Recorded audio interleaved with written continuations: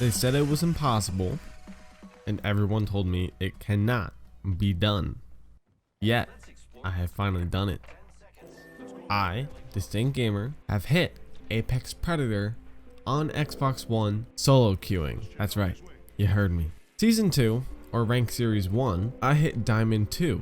I didn't have a team to play with because most of the time I couldn't find anyone that would deal with my bullshit or that was of my level or at least close to it. And since it was my first time ever grinding for such an insane rank in this game, I thought to myself that maybe I won't get it this season, but I will definitely get it next season, without a doubt. And this season, Season 3, Rank Series 2, is a little easier because you get more RP dedicated for kills from the different multipliers depending on your placement, which is super duper nice, and it's much more rewarding. And to clear up any misconceptions that people have already made, I never once dashboarded, or in the PC community, I've never Alt F4'd the game. Meaning that if I were to go down or die, I never quit the game so it wouldn't count the game where I died as a loss. I would always play the full game out, even if I knew I was going to lose RP, because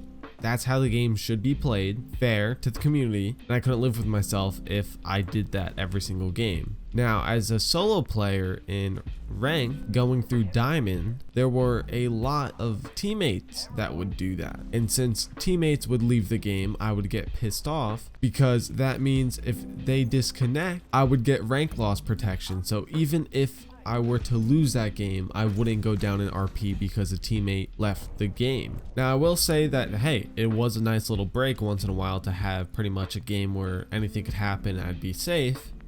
But at the same time, it did feel not right. People were abusing the system, and it's still abused today. Personally, I have never done it once. Random teammates have. I have not. Just want to clear that up. And the reason I'm titling the video Overcoming the Impossible is because every single Apex Predator on PC that I talked to, every single Apex Predator on console I talked to as well, they all told me the same thing, that you just can't do it. Now, many people have done it, but many of them have abused the system. However, I have stream footage. You guys could look back on Mixer.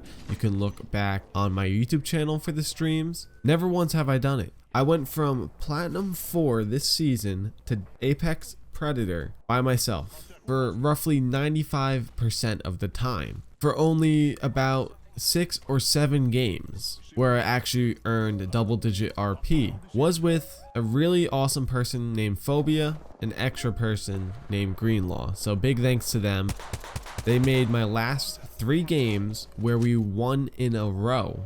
Back to back to back wins, first place. And that's the gameplay you're watching right now on screen. It's quite amazing what you can achieve, especially when everyone tells you you just simply can't. And if someone tells you you can't do something, I want everyone to know that you can. And sure, this may be a fucking video game, and it may mean nothing to anyone else, but I did something that most Apex Predators, the best of the best, said was impossible. On PC, on console, doesn't matter the platform, they all said it wasn't gonna happen.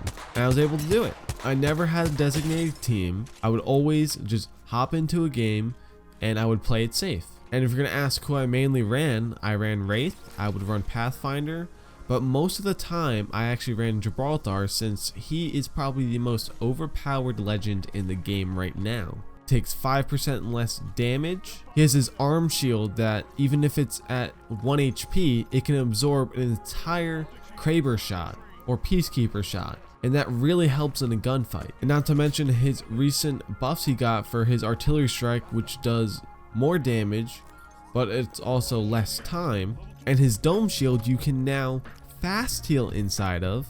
It's a no-brainer not to pick him. But most of the time, a lot of people like to pick Gibraltar, so I usually just went with Wraith or Pathfinder. Those were my main 3. With Wraith, I could get out of gunfights really quickly. I can dip out of a really bad situation. Same with Pathfinder, do the exact same thing. But I was also able to lure squads into other squads where they would fight each other, and then I would turn around and I would third party them, because a lot of squads get greedy up in the diamond ranked area and they just want that kill. I mean, if I see a solo player, of course I might chase him myself, But the plays I made and some of the things I did, some of the feats I was able to pull off was just absolutely mind-boggling to myself when I just review the footage, or if I reflect on that game that I just played, or at the end of the day I'm reflecting on all the games I just played. If you want to know my stats for ranked for this season, ranked series 2, my stats are 203 games played, 23 wins total, that means first place wins, 105 top 5s, 160,000 damage, 400 kills, a 2.8 KD, and I don't think this is even bad, especially for ranked and hitting Apex Predator. I mean, I see a lot of Apex Predators, of course, with, you know, higher ranks and stuff, but they're all playing with teams. I have nobody. I'm by myself. I'm alone. And I made 2 posts on Reddit about this. One was on Apex Legends and one was on competitive Apex. I got a lot of love on both posts, and so many people said they've never heard of this before, and they've always dreamt of doing this. And I have given everyone tons of advice on there. I spent a few days just advising people on what to do based on what they asked me, but most of the time they just asked me, how did you do it? There's 3 simple rules I follow. Prioritize your life, prioritize your damage, and prioritize kills. And that goes from most important to least important. Now all 3 are very crucial, especially for ranking up, and I've mentioned these in about 3 of my videos before. So it's something 90% of people, I would say, just have no idea how to do. And I say prioritize your life in the way that even if your teammates go down, even if it's a risky situation, if you have random teammates that are just being absolute retards and you know they're going to die, why would you follow them?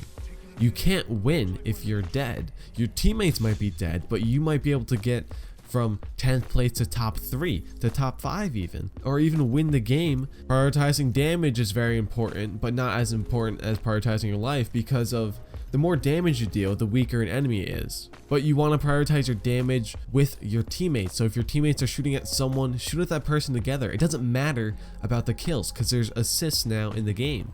If you're able to knock one person on a 3-man squad, that's now 2 people that are able to fight, and you have 3 people still up. So it'd be silly of you not to prioritize damage on a singular person. It's a term called focus fire, and there's other terms for it, but it's very important. And lastly, you should prioritize kills, because of kills do gain RP, and it is a direct result of prioritizing damage. From that, you get assists as well. But here's the thing, if you go for the kill every time, you're just gonna get yourself killed in most situations. Sometimes it's best not to even push the rest of the team and just, you know, BM the knocked person, take their stuff and dip real quick, rather than fight that last squad, then get third partied, when you could just dip and then people will come in and fight that squad themselves. Hopefully one will get knocked and you can then push back. Everything here is situational, of course, but those 3 things, life, damage, and kills, are prioritized in that order. If you do that, and if you're able to do those 3 things, you're golden. Capitalizing on moments where I'm at an advantage and the enemy team is at a disadvantage is probably the best thing that I was able to do while solo queuing, because I would listen in fights to hear how many people get knocked down, the gunshots, if they slow down from shooting. Usually that means that they're healing. If the gunshots stop totally, that means one squad is probably completely dead. And watching the feed as well, you don't see 100 people dying at the same time like in pubs. You can see the same people killing people and using a specific gun that you're able to hear and listen for. That pops up in the feed. It's also another strategy. But overall, movement and positioning and my awareness is probably what was able to keep me alive for the most part. So I've been through a lot of ups and downs, a lot of criticism, a lot of hate. Very few people were supportive though. I will say that. But I thank every single one of you who were supportive of this journey to Apex Predator. And also, I'd like to thank everyone for 2,000 subscribers, because that is fucking insane.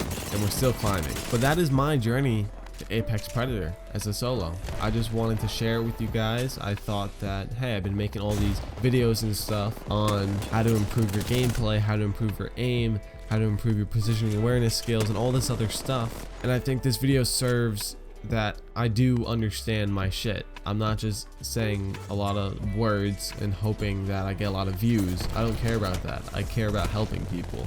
And I hope that you guys found this video informational and helpful in some way, shape, or form. But I'd like to thank every single one of you for watching the video. If you enjoyed it, don't forget to drop a like, a comment down below with your thoughts on me solo queuing to Apex Predator. Do you think you could do it? Do you think one day I can hit top 1,000, maybe top 100, top 10? That'd be really awesome. I don't know. As a solo, it's going to be very difficult. But if you're new to the channel, make sure to subscribe for more awesome videos just like this, because I've been DistinctGamer. I'll see you all next time. Peace.